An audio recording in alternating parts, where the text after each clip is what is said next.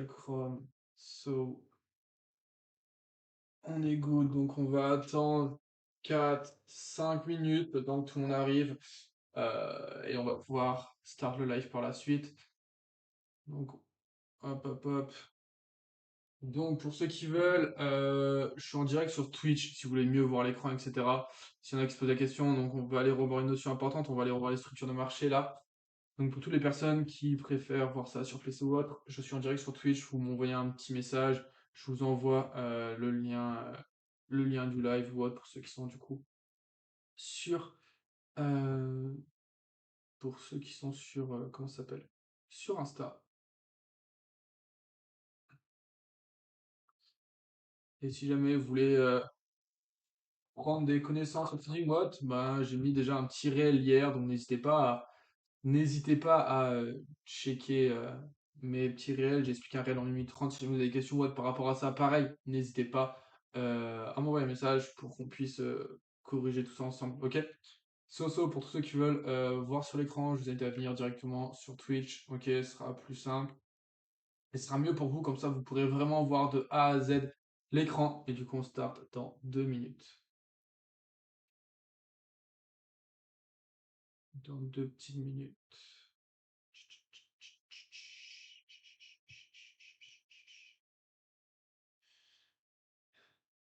Tac, tac, tac. Ouais, on écoute. Ok. Je augmente un peu. Yes, j'ai démarré un live Twitch, donc j'ai balancé le lien dans mon canal Telegram. Donc si jamais t'as pas le lien, envoie-moi un petit DM. Et pour commencer le live, comme ça au moins les gens peuvent. Comme ça on est carré.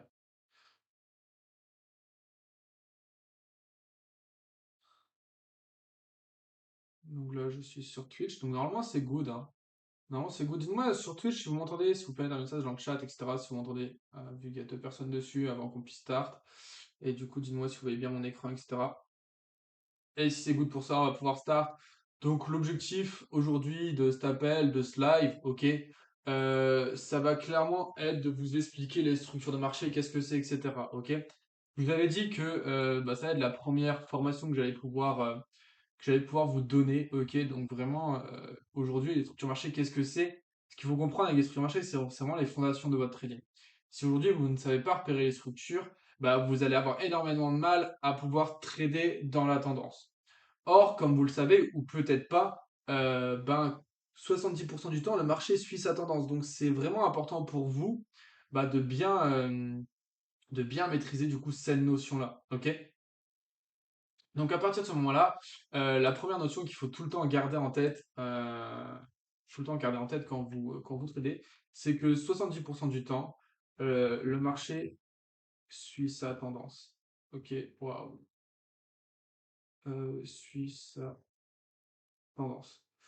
Donc, une fois que vous avez compris ça, vous avez compris que si vous voulez être rentable, il n'y a pas besoin d'être diplômé d'un master en mathématiques pour comprendre que si jamais vous voulez être rentable sur les marchés, il va être extrêmement important pour vous ben, de bien repérer les tendances. Et pour bien repérer les tendances, il est extrêmement important du coup de bien maîtriser du coup les structures de marché.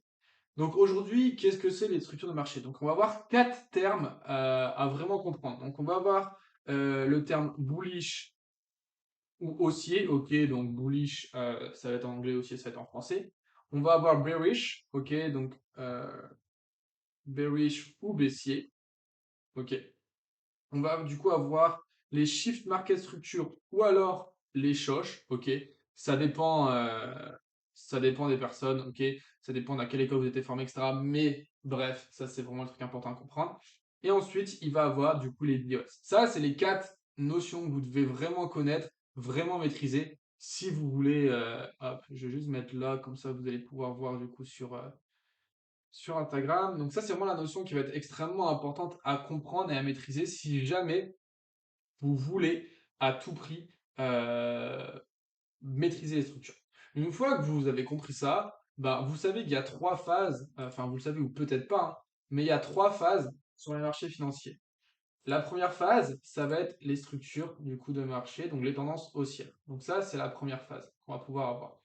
La seconde phase, ça va être du coup ben, le range, ok, donc quand le marché distribue ou s'accumule.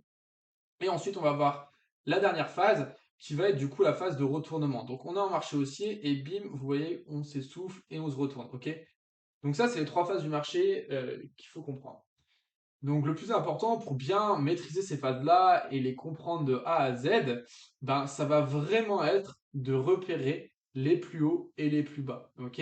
Donc quand vous allez savoir repérer les plus hauts et les plus bas, vous allez pouvoir repérer quand on est bullish et quand on est bearish. Ok? Donc quand on est haussier et quand on est baissier. Ok? Donc à partir de ce moment-là, tac, on est good. On va pouvoir aller là. Ok? Donc je prends un exemple. Donc vous voyez, le marché, il est dans une tendance. Ok? Donc on a la tendance haussière à ce niveau-là. Donc la première impulsion qui se crée, on corrige. Il y a la seconde impulsion qui se crée, on corrige. Il y a une troisième impulsion, etc., etc., etc. La particularité de ce que vous voyez actuellement à l'écran, c'est que on a des hauts de plus en plus hauts, ok? Et on a des bas de plus en plus bas.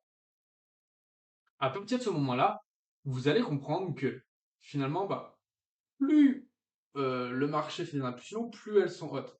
Et donc, à ce niveau-là, qu'est-ce qu'on fait? On sait que le marché il est haussier, donc on va pouvoir trader à la hausse. Ok? Et donc la technicité de toutes les structures de marché, c'est vraiment de bien comprendre cette notion-là et de bien réussir à le voir du coup sur les marchés financiers. Ok?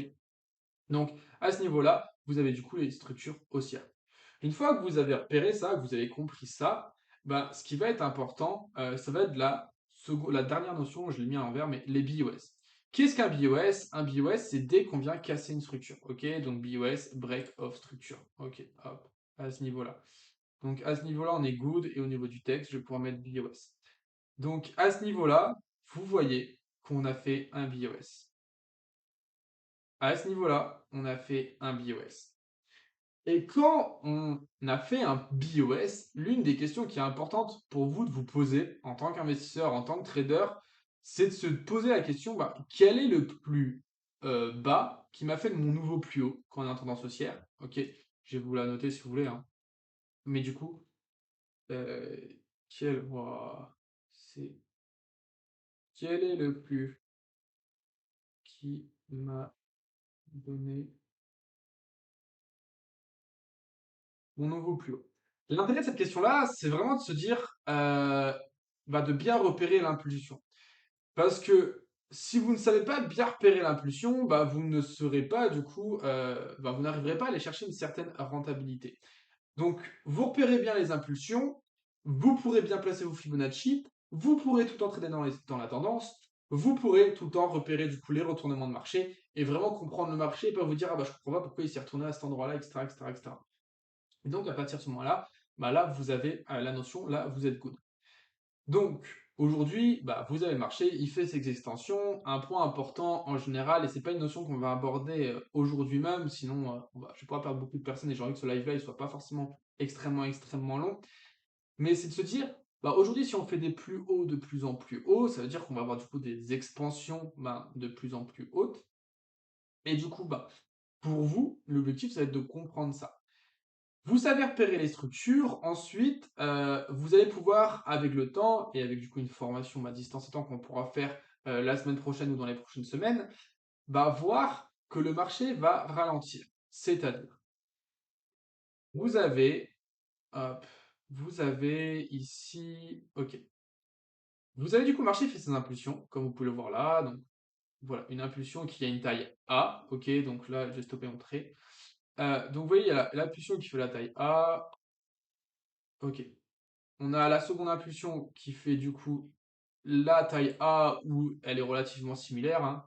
Donc entre-temps, vous avez du coup la correction à ce niveau-là. Ensuite, on a l'impulsion, la troisième impulsion qui fait pareil. Donc en rouge, vous voyez, il y a la correction. Et en fin de compte, à la fin, vous arrivez avec la dernière impulsion qui commence à être de plus en plus petite. Et donc vous avez une impulsion plus petite. Et donc plus les impulsions sont faibles, plus ça veut dire que le mouvement perd de la force. Et donc, on est en train de perdre des acheteurs, ok? Et en général, pour toutes les personnes qui vont utiliser le principe de RSI, de MACD, etc., le principe de divergence, c'est à ce moment-là qu'ils vont dire, ah bah là, il y a une divergence, il va falloir penser à short, ok? Mais finalement, c'est juste les acheteurs qui perdent la main et en fait, vous pouvez le voir et le repérer grâce à la lecture du prix. Ok? Donc ça, c'est un premier point. Hop là, si là je chope tout, ce serait un peu con. Donc là, c'est un premier point important à comprendre et à maîtriser. Une fois que vous avez repéré ça, ben, qu'est-ce que le Shift Market Structure ou le SHOSH, donc Change of Character? Donc vous avez vos impulsions, donc je vais reprendre cet exemple-là pour passer CTRL-V. Donc on reprend cet exemple-là, ok? Et donc finalement ici, ben, au lieu de stopper là où j'ai stoppé, à ce niveau-là, donc on repart, nickel. Donc au lieu de se stopper là, vous voyez ici, admettons le prix, il fait un BOS mais très très faible. Derrière le prix se retourne, il rejette, et le prix, il fait ceci. Ok, donc après, vous voyez, ouais, on repart en tendance haussière. Ici, ce qu'on peut remarquer, c'est que le prix, bah déjà, hop, dans la première zone que je vais vous tracer à ce niveau-là, vous voyez ici le prix, il ralentit, ok? Donc là, il y a ce que je vous disais avant, impulsion moins forte, donc essoufflement de marché, donc warning, le prix peut potentiellement se retourner. Mais surtout, ce que vous allez remarquer, vous, c'est que à ce niveau-là, vous n'avez pas de BOS. Donc, sur l'impulsion qui aurait dû se créer à ce niveau-là, on ne vient pas BOS le marché. Et donc, quand cela se passe, bah, vous êtes toujours dans la dernière structure, donc celle-ci, ok, donc sur la dernière impulsion. Et donc c'est là où est toute la subtilité de bien repérer les bonnes impulsions, parce que si vous repérez pas la bonne impulsion, vous allez vous dire ah ouais ben là, là on est toujours en tendance haussière, ou alors vous allez pouvoir vous dire que vous êtes en tendance baissière à ce niveau-là, ok. Donc dès qu'on casse ce plus bas là, il y en a qui vont se dire ouais, on est en tendance baissière. C'est faux. Tant que vous n'avez pas cassé le dernier plus bas en question, donc celui-ci, vous êtes toujours en tendance haussière, ok? On suit la loi pour, euh, pour ce raisonnement-là, on suit une loi qui est assez importante, ça va être du coup la théorie de Do, ok? Donc on suit la loi de Do, qui dit on est dans une tendance et on est toujours dans cette tendance jusqu'à preuve du contraire, ok? Et donc ça, c'est typiquement le cas de les opportunités où les gens vont venir sell à un niveau, à ce niveau-là, et qui vont se faire avoir. Pourquoi? Parce qu'à ce niveau-là, on est toujours en tendance haussière, avec potentiellement une création de liquidité à ce niveau-là. Bim, les institutions, les smart money viennent chercher la liquidité pour repartir à la hausse. Là, j'ai dans un niveau un peu plus élevé, mais vous comprenez qu'il est extrêmement important pour vous de bien repérer ces impulsions-là, ok? Et donc, tant qu'on n'a pas fait de plus haut ou de plus bas, on est toujours dans ce mouvement-là. Et on n'a pas corrigé. Et donc ça, c'est extrêmement important pour vous de comprendre que tant qu'on n'a pas cassé par le bas à ce niveau-là ou par le haut à ce niveau-là, on n'a pas changé de structure. Vous voyez dans mon exemple, qui est fait exprès, qu'à ce niveau-là, on casse. Et donc en fait, quand on a un retournement comme ceci, on n'appelle pas ça un BOS, on appelle ça du coup un Shift Market Structure ou alors un Change of Character, un SHOSH. Ok? Et donc, hop, c'est à ce niveau-là où vous allez avoir ça. Et donc là, vous avez du coup le SHOSH qui indique quoi? Qui indique qu'on commence une nouvelle tendance. Donc on part d'un mouvement bullish haussier, on arrive du coup dans un mouvement bearish baissier. Et du coup, c'est extrêmement important pour vous bah, de comprendre ça et de vous dire, ok, là on est bearish. Et du coup, là, je vais prendre des ventes à partir du moment où j'ai mon SHOSH. Donc je commencerai à prendre des ventes à partir de ce moment-là. Ok. Avant, on reste haussier. Donc dites-moi, est-ce que jusqu'à présent c'est clair? Dites-moi dans le chat si c'est clair ou pas. Je vous laisse envoyer un petit message si c'est good pour vous. Euh, pour être sûr qu'on puisse continuer et que ben, ce soit carré pour tout le monde. Donc dites-moi tout, mais du coup ça c'est la notion, c'est une notion qui est vraiment importante sur le marché, hein. Comme dit, vous savez repérer ça, et ben vous serez bah, derrière aller chercher du profit. Ok, c'est good, c'est très clair, ok nickel. Donc une fois que vous avez repéré ça, ben, théoriquement quand on trace des traits droits, bah, c'est tout de suite beaucoup plus facile. Maintenant, si on se met sur un exemple de marché, ok, on se met à ce niveau-là, tout de suite, ça peut être un peu plus complexe, ok? Et du coup, on va voir ensemble à comment, sur un graphique comme celui-ci, on va pouvoir repérer, du coup, les structures de marché. Du coup, à ce niveau-là, on va prendre par exemple, je sais pas, on va prendre, ok, on va prendre à ce niveau-là, ok? Là, on est good. Ah oui, je suis en weekly quand même. Anyway, c'est pas très très grave. Je vais plus aller en 4 heures, parce qu'en fait, on est sur du Forex, donc en Forex, 4 heures, ça va être mieux. Ok, ok, ok, ok, ok. Nice, peu importe. Ok, on va se mettre là, replay. Ouf, à ce niveau-là. Ok, ici on est où?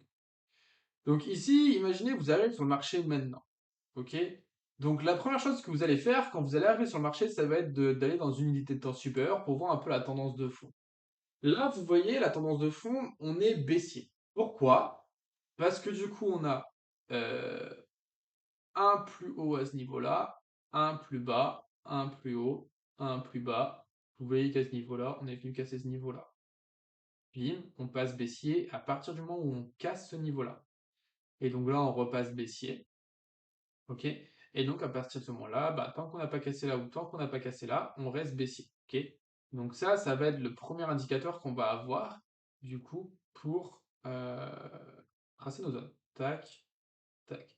Donc quand vous débutez, je vous invite vraiment à mettre vos petits traits. Pourquoi? Parce que ces petits traits ils vont vous aider à bien repérer les bonnes structures et à pas faire d'erreur. Ok? Donc une fois que vous êtes là, vous demandez, ok, en daily, c'est good, j'ai ma tendance. Du coup, je vais en H4, ok, et là en H4, ben, vous voyez, hein, on est du coup sur une tendance qui est quand même plutôt à la hausse. Pourquoi? Parce que vous voyez, on a vraiment cette forte impulsion-là. Après, Odd NZD, ça va être une paire particulière car le Odd et le NZD sont corrélés. Mais anyway, vous voyez que là, on a vraiment une grosse impulsion haussière qui vient casser ce plus haut-là, ok, qui était notre dernier plus bas, notre dernier plus haut. Donc, le dernier plus haut à ce niveau-là, qui a donné ce plus bas-là. Donc là, on voit qu'on est haussier. Donc à partir de ce moment-là, on va pouvoir tracer, je vais mettre les traits en pointillés quand on va être du coup sur du H4. Tac. Et du coup, je vais pouvoir mettre un autre trait, donc à ce niveau-là, qui va être le plus bas. Ok. Vous voyez, dans mes structures de marché, personnellement, je prends en compte les clôtures de bougies, donc ça, vous pouvez prendre les clôtures, les mèches, ça dépend vraiment des personnes. Ok.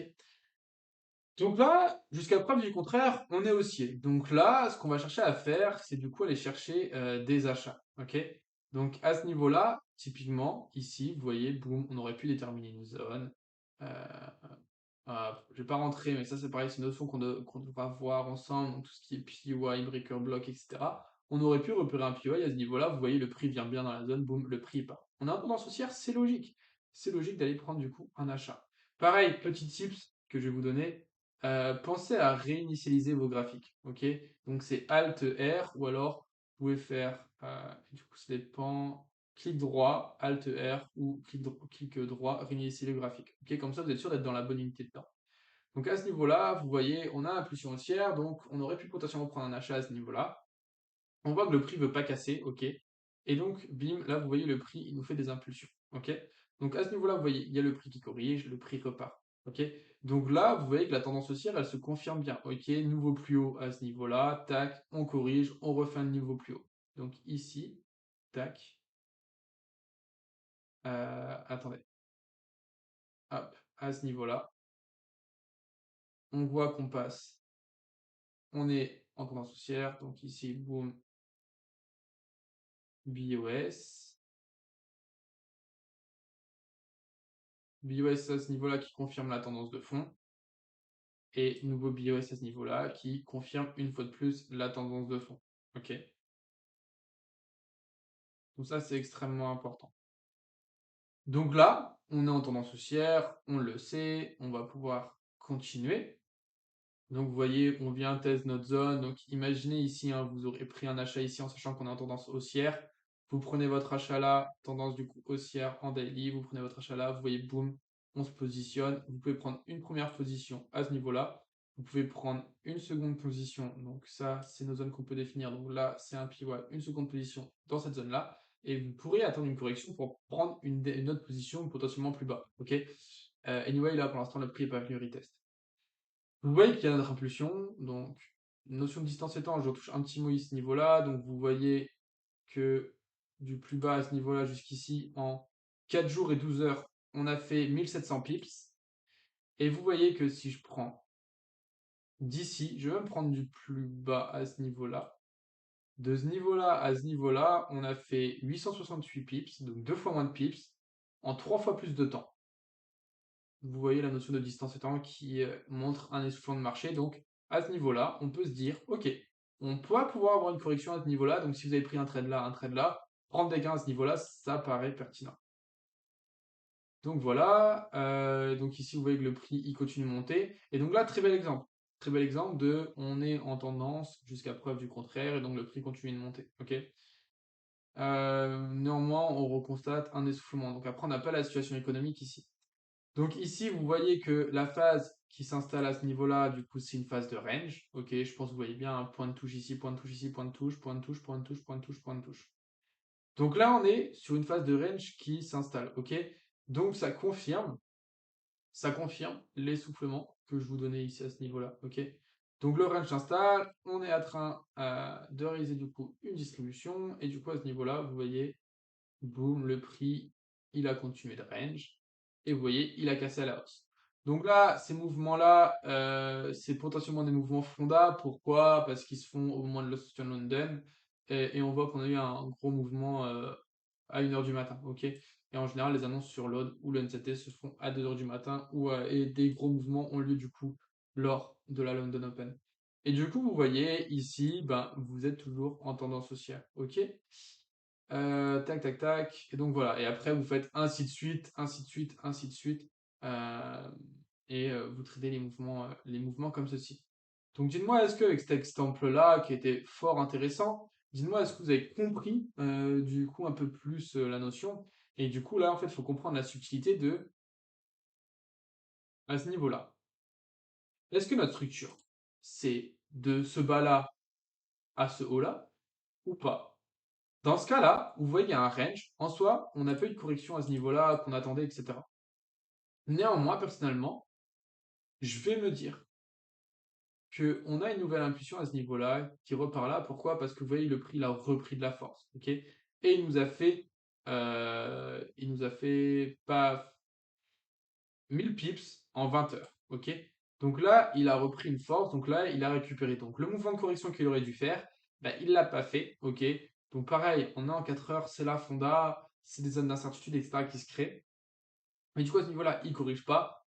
Boum, il ralentit. Et du coup, bah, nous, on voit nouvelle impulsion. Donc, nos structures, on va repartir du coup. Voilà, à ce niveau-là. Donc, on repart de ce niveau-là. Et du coup, on va pouvoir repartir, avoir une impulsion potentiellement jusqu'à ce niveau-là. Ok. Et du coup, à ce niveau-là, on va pouvoir aller étudier le marché. Ok. Et donc, regarder ce qu'il fait. Tout simplement. Et du coup, pareil, déterminer des potentielles zones d'achat. Ok, non. Ouais, ces zones-là, avoir des zones d'achat dans ces zones-là, c'est quelque chose qui peut être pertinent, ok? Et du coup, voilà ce qu'on attendrait, ok? Si que ça se fasse pas, on verra bien, mais dans tous les cas, c'est ce qu'on attend dans l'idéal, ok? Donc là, vous voyez zone d'achat ici, hein, bon, le trade, il rejette fort, il rejette bien, donc potentiellement une position acheteuse à ce niveau-là qui aurait pu être prise. Et nous, là, c'est pas l'important, c'est pas ce qui nous importe dans ce live. Donc là, bim, vous voyez, on a notre impulsion ici, donc on va voir s'il va venir retest les plus hauts. Bam, bam, bam. Donc là, vous voyez, bim, il fait un bio associé. OK? Donc là, bio associé, le plus bas, il se met à ce niveau-là. Et du coup, le plus haut, il se met à ce niveau-là. OK? Et donc là, finalement, ce qu'on a à ce niveau-là, ça, hop, c'est un BOS. OK? Et donc, là, vous comprenez l'importance de trader dans la tendance. OK? Donc, ça veut dire que sur EURO-NZD, on était au mois de mars 2022. Donc là, on est le 29 mars. Donc vous voyez que le prix, il est en tendance haussière depuis le 21 novembre. OK? Avec la première grosse impulsion qui a eu lieu en septembre. OK? Donc ça fait plus de 6 mois que le prix est en tendance haussière. Et donc là, pareil, on peut déterminer les zones qu'on peut surveiller. Donc on a une zone à ce niveau-là et on peut après avoir une zone potentielle à ce niveau-là. À surveiller, là où le prix pourrait potentiellement réagir, etc., etc., etc. Ok. Et là, on va pouvoir continuer à identifier nos zones comme ceci, ainsi de suite, en fonction du marché, ok, jusqu'à repérer un essoufflement et du coup un choc et un retournement. Du coup, là, on va voir ce que le prix fait. Donc, vous voyez, hein, le prix décide de continuer de monter, donc il continue de monter. Donc, à ce niveau-là, vous voyez qu'on a eu une correction satisfaisante. Un petit indicateur Ça va être le Fibonacci, quand on vient au niveau des 50%, c'est que la correction a été suffisamment ample. Vous voyez à ce niveau-là que le prix, il est venu quasiment aux 50%, donc on considère que la pression était suffisamment ample. Donc ce qu'on va considérer par la suite, hop là, excusez-moi, ah mince, excusez-moi, j'avais pas fait gaffe. Tac, et du coup à ce niveau-là, on va pouvoir reconsidérer le journal d'impulsion. Le plus bas qui se fait à ce niveau-là, le plus haut potentiellement à ce niveau-là, à moins qu'il y ait un autre plus haut qu'il arrive, et du coup un BOS à ces niveaux-là.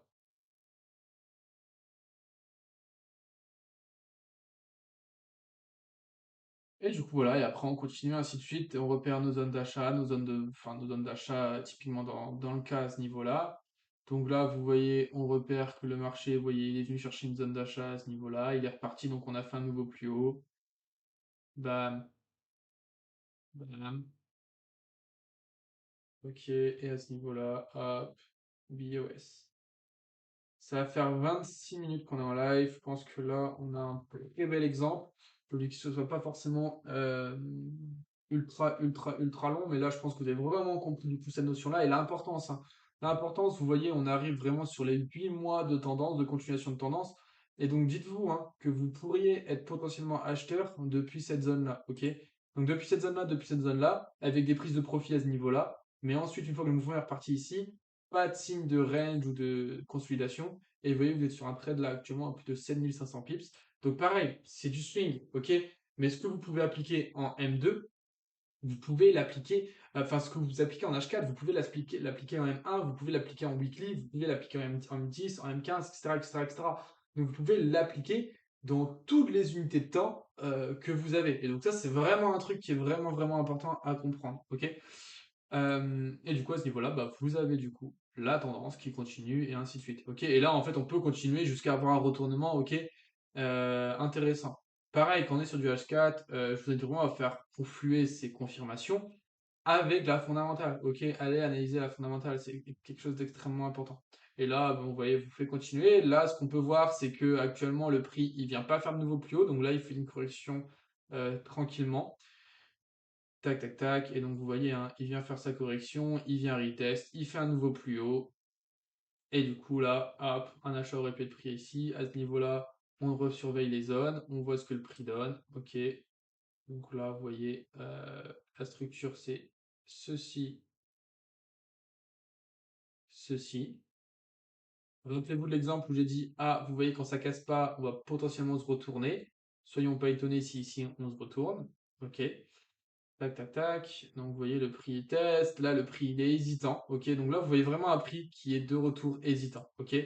Donc là, ce qui se passe, on rentre dans une zone de range à ce niveau-là. Ok. Donc, de prix de retour hésitant. Donc, c'est potentiellement une indication pour avoir derrière un retournement ou alors potentiellement une continuation. Et donc là, il faut attendre. Donc là, le BOS pas suffisamment satisfaisant selon moi pour pouvoir considérer ça comme un nouveau plus haut. Donc j'attends. Donc j'attends ici, vous pouvez voir que c'est un potentiel, là il est re-rentré et là il a cassé par le haut. Bim, vous voyez, il est reparti à la hausse. Et donc là, idem, on rebouge. Le plus bas, allez à ce niveau-là, allez mon pote,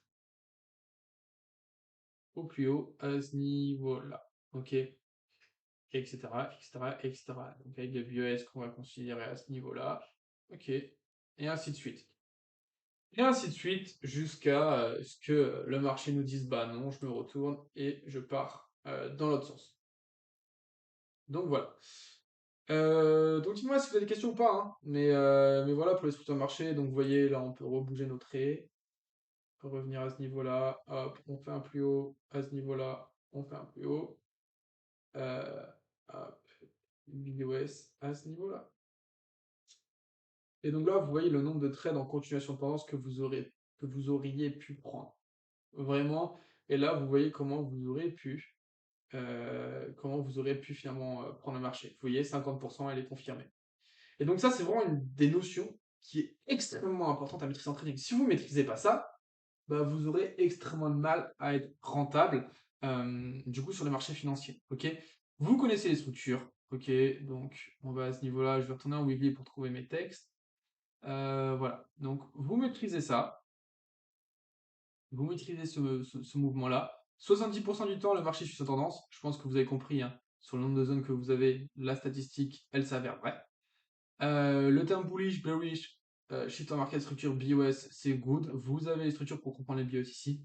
Ici, vous avez un choc quand le prix décide de se retourner, ok. Et du coup, bah là, on attend un retournement, et là, c'est carré. Donc voilà pour le live. Donc dites-moi si vous avez des questions dans le chat. Prends le temps de répondre à quelques questions s'il y en a. Euh, du coup, dites-moi. Dites-moi si c'est good. Dites-moi aussi si le format. Je vais peut-être couper là l'enregistrement. Euh, terminer l'enregistrement.